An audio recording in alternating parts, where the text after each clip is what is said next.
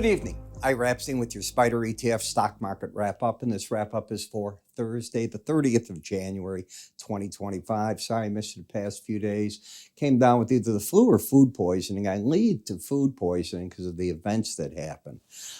We'll see. You know, the symptoms are also similar, but I'm getting back to myself. I'm not there.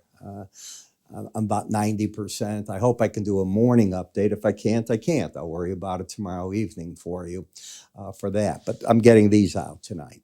So what's the event since I've been ill that we're out? Well, DeepSeek. Whoa, what an event. Let's start with that. DeepSeek reminds me of my days when I began with computers. I remember the first computer I built, and it was a home computer called a North Star.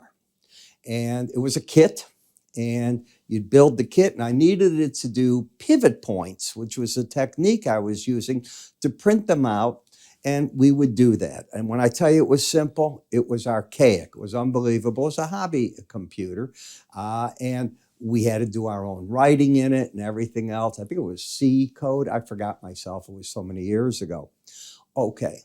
And obviously what you would wait on, you had to put in the data by hand. There was no such thing as a data feed. There wasn't the internet as we know it. None of that was really going on. It was right behind it. And when I mean right behind it, right behind it. Let's step forward. What DeepSeek has really done is it said, given chips that are not necessarily the NVIDIA Blackwell, but clusters of, let's say they're A800s, we can write software to go in and use those chips or other clusters of chips. And the software is so efficient that we can get stuff done that you don't have to spend billions of dollars doing. And that took out value like no tomorrow on NVIDIA. It hit market upon market. You're still seeing Microsoft giving up things. You know what would happen on Tuesday. I mean, it was one market after the other. That is good news, not bad. And you'll say why. I say it's because we've now entered the stream where people are figuring out on the AI how to write better, more efficient, make things quicker. All right? Go back to those computers. How many different versions of Microsoft did you go through and you'd get frustrated?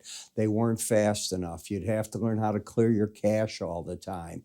You do remember the frustrations if you're like I am. And for those of you new, how many of you gamers out there that watch me, do you get new boards? Why? There's nothing wrong with your own board, your current board. If you take it down, you could sell it for money, right? But you need the fastest and the best. And that is where NVIDIA's products fit in. This Blackwell chip will be the extra horsepower. It's like a Ferrari, and a Ferrari's fast, but now you throw on the electric engine on it, not just a turbocharger, but now you're throwing in the electric engine on it as well, and you have a whole different beast. Well, that's what these newer chips will do. At the end of the day, the faster you make computing, the faster you need software. So the good news that you should embrace is that the software prices may fall. We're going to end up having to use data centers anyways. The question is, how much can they do and what speed? That'll be the contest. In the end, it won't drive up prices. It'll drive them down. That's my take on it from looking at how the computers have come all the way through. At first, you can charge whatever you want, and then later on, it's a commodity. Look at the TV that you're watching. Look at the monitor you're watching me on this with right now. What does it cost now versus what it cost you 5 years ago, 3 years ago? Go into that. The next thing that hit the market late today was President Trump again coming out and saying, all right, the tariffs, I'm going to make my decision tonight. And you will find out, because he said February 1st is when the tariffs are going on. I thought he was going to give it more time. Now he brought it back. Now you heard Howard Lutnick say just yesterday in his hearing in front of the Senate to be Commerce Secretary, well, if Canada can control the fentanyl and the immigration, maybe they don't have to get 25% tariffs. Trump does his own thing. Remember, just 5 days ago, he's talked 2.5%, 2.5% tariffs and said those are too small. It started out at 25. Something is going to happen somewhere in between. Will it be oil, or is he going to say oil? No, the prices America gets from Canada and Mexico are good. We shouldn't tax that. Will it be lumber? Well, he's already said America has all the lumber it needs. We have all the lumber at a price that we can't compete with Canada on. That's the problem. So he'll say, I'm tariffing it. It's no different. We can make it at home. That could be one of the items you get. Agriculture. We need them to buy our agriculture as well. We don't know what they'll hit us with. It's confusing. And it's going to stay confusing until you know what it is. So if you think you have it figured out, that means you figured out Trump, and I don't think anybody's quite figured him out. And that's where he wants us all to be. He wants us to know the game he's going to play, but he'll decide what the rules are at the end, and he'll decide the outcome, period. Okay, you like it, you don't like it. You got 4 years of it, so get used to it is the way that I say it, all right? Do you have to agree with me? No, but it's going to affect the market, so understand that. So first thing, I am not as bearish as other traders became on NVIDIA, all right? I don't see it. I don't see the reason why this is going to be a market that it's in trouble. Do I think you buy it right now? That could be a different story. You have to make your own mind up for that. But I do think their earnings numbers when they come out will be fine.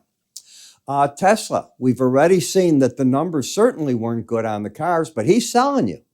He's selling you on the fully autonomous car. The robo-taxis are coming, so you're buying the what if with it. And he does have a new version of an old car coming out. That's what I want to call it. It's a Volkswagen, the old VW, with a new bumper. That's my interpretation of this new car that's coming out. And I know you'll hate me for saying that. The gold coming alive because what do we do with these tariffs? How inflationary is that going to be?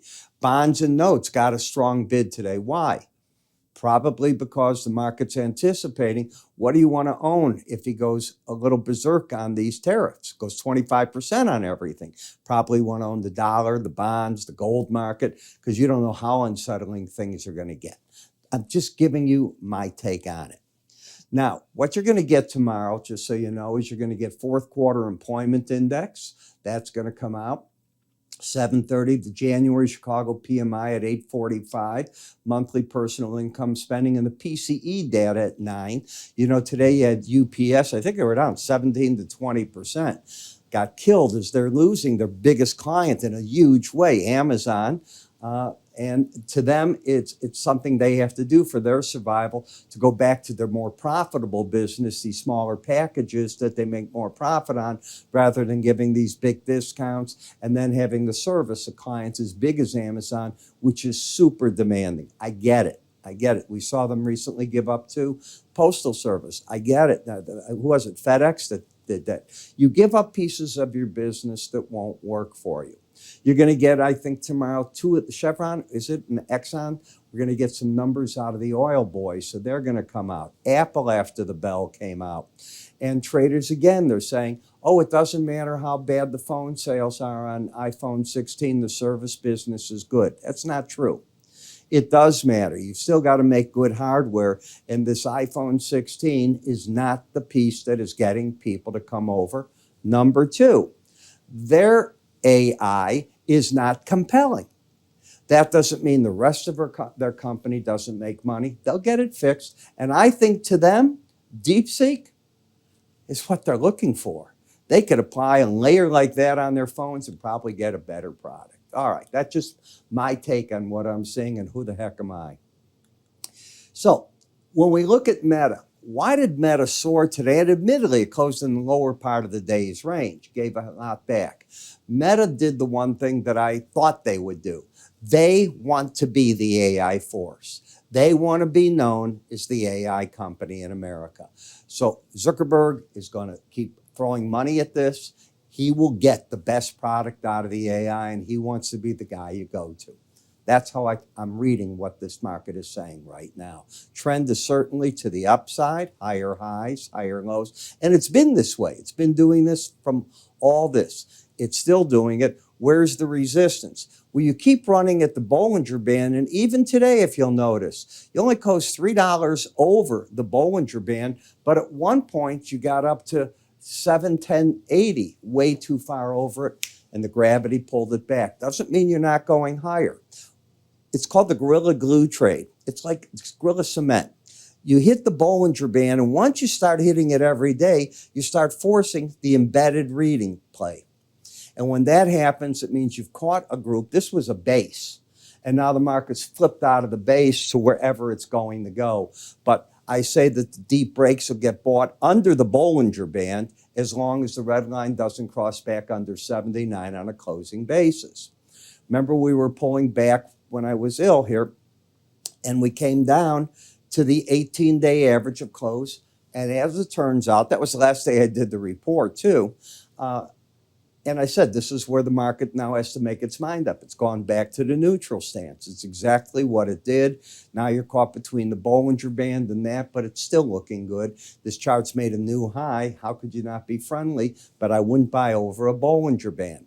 CrowdStrike, it's come out of this sideways action. At this point, it's a breakout to the upside. You'd have to get through these right here, this low period, in order to do anything to say, that was it. The market's peaked out and it's come back down. So deep breaks, probably back to wherever the 18-day average, that's where I'd assume to see pro-buying. Are we embedded? Well, both numbers did close over 80 today. Let's see if I can get this to move for us. Generally it does. Let me come back one time. There we go. Okay. And on Wednesday, both numbers were over 80, and they were both over 80 on Tuesday. So today, you made your embedded stance. Look at, I'm going to take you back again, Tuesday, and go to Monday now. Not over 80, both numbers. So today was it. So if I were to see this market break down hard, I'm interested. You know, I won't share with you here where I'm interested. I do that in my morning subscriber videos, but that would get me interested. Rivian, this is the area where it has to make up its decision.